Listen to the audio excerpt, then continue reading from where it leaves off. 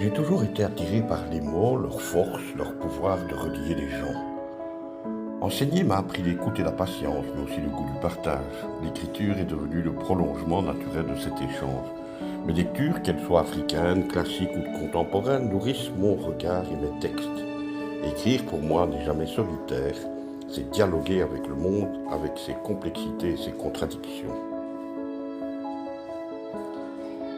Les idées surgissent des conversations, des voyages, des silences ou d'un détail aperçu au coin de la rue. Je m'inspire aussi de la réalité, parfois pour dénoncer, parfois pour faire passer un message, pour que mes textes ne soient pas seulement beaux mais utiles. L'écriture, c'est un jeu exigeant, rigueur, patience, curiosité. Chaque texte cherche à relier les choses entre elles, le passé, le présent, l'avenir, pour donner du sens au monde et à nos choix. Elle est toujours là, mais subtile. On se glisse derrière les personnages, les situations, pour parler de soi sans se montrer tout à fait. L'intime devient universel quand il touche à ce qui nous rassemble. L'identité, le choix, la mémoire. Écrire, c'est se dévoiler tout en laissant de la place à chacun pour se reconnaître.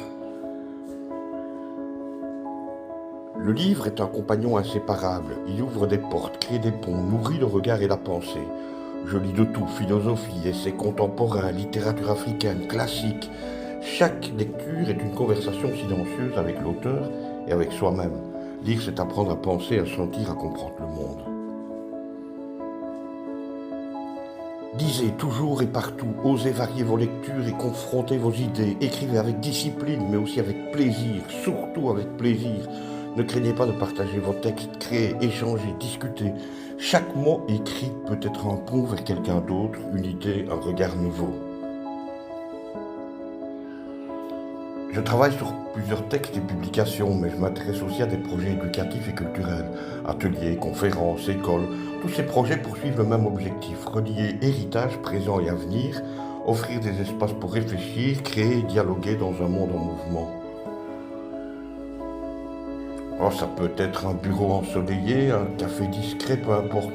Ce qui compte, c'est le silence intérieur. Quand les idées arrivent, elles transforment n'importe quel lieu en atelier de création.